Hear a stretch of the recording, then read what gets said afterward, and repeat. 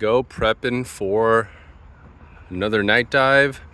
This is gonna be my first night dive, not from shore, or what I mean by that is starting from shore, leaving shore with your gear on.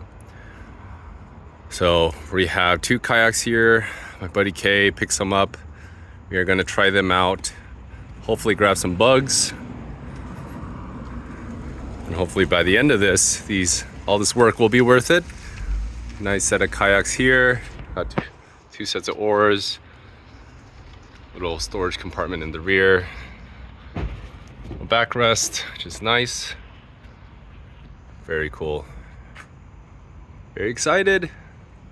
Alrighty everyone, we are loaded up and ready to go. First time loading this up for a dive, so just wanted to be extra cautious. So we have 2 straps and an extra ratchet.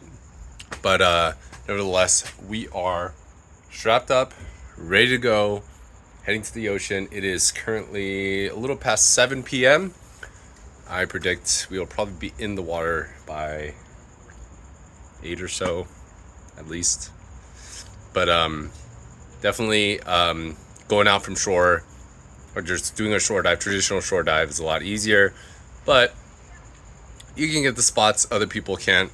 So hopefully this yields limit today. Let's go off to kayak and then catch some bugs. Let's go.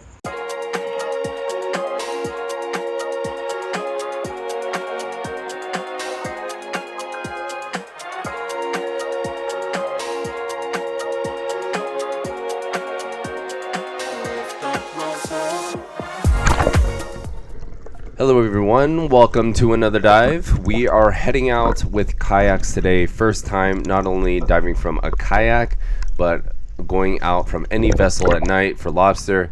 I just put on my fins after jumping in, and here we go. First dive down. You can tell the visibility is just terrible. It was about 1 foot of viz, maybe 2, but essentially it's hand in front of face type of conditions. What that means is that because the conditions are so bad, you want to keep one or both hands in front of you at all times so the seafloor doesn't creep up on you while you're diving and you don't hit your face on some rocks that you don't see.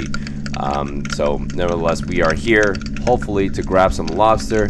Excited for a new spot, and going out from kayaks is definitely fun. Here we go. Hopefully we can find some lobster today.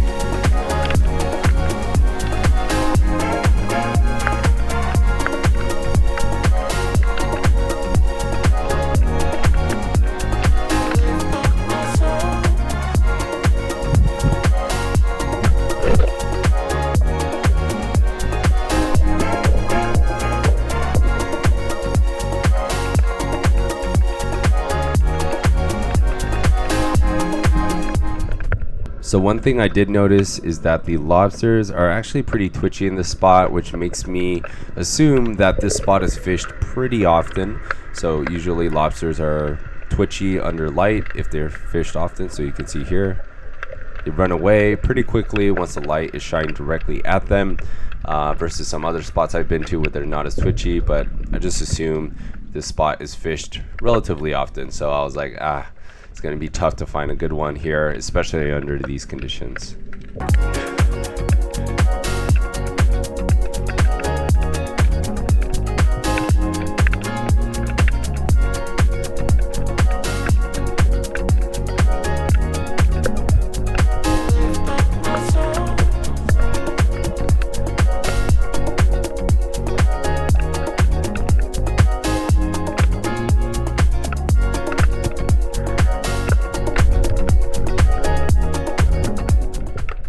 So after that miss on that potential keeper, I do see another one in this hole here, and the horns are facing out, meaning the spikes in front of the lobster.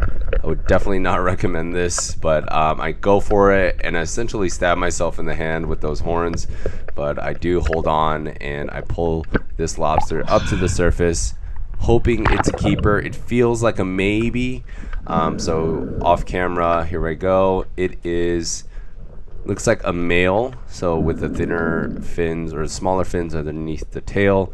I'm grabbing the tail with my right hand, so I can easily measure the carapace with my Lobster gauge, it's fully exposed, so here I turn it on. It's on that other light there. I move the feelers out of the way, those antennas. And that's essentially how they detect movement or any sort of obstruction or disturbance in the water. But here I go. I measure between the eyes, measure to the back of the carapace, and this one is short, so I do have to let him go.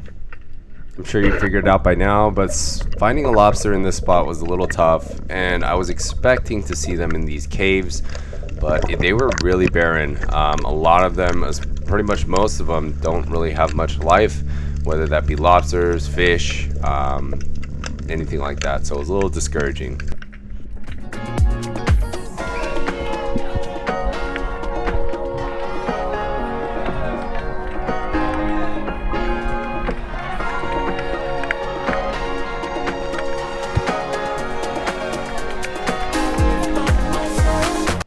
So here I spot another one on the top right of your screen. You'll see it come up. I see the outline, and what I do is shine the light away from the lobster, given that I know they get spooked very easily, until the last moment here.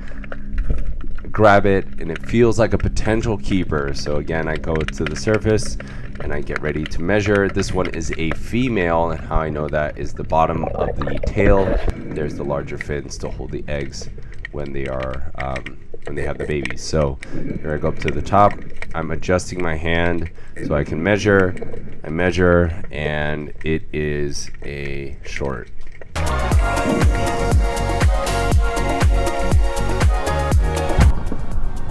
Chilling on the kayak, best part of the dive. No keepers. Skunk today. Here's a dive recap. 20 feet was the deepest. Longest dive was 1:07. 31 dives total, and due to the conditions, we really didn't explore too deep. But here's some other data points from the dive. All right, everyone, we are back in the general area. It is 12:55 a.m. so it's been a long day. Kayaks are back on the roof, and yeah, that was probably, well, we left the lobster out in their little caves. Viz was probably the worst I've seen in a very long time. Yeah, maybe like a foot. Pretty dangerous in my opinion, but yeah, keep your hands in front of you. Make sure your face doesn't get smashed with a rock. But I think I had one chance at a potentially legal one. Other than that, pretty much it was pretty bare out there. Saw a couple maybe keepers, but they were super far in some deep caves that I couldn't get to. So anyway, Dive Buddy K and I, we're gonna eat our sorrows away with some Del Taco, eat some grub, knock out, clean our gear, probably in the morning. But thank you for watching. It was a fun time with the kayaks, but not too great with the lobster. So anyway, see you on the next one. Peace.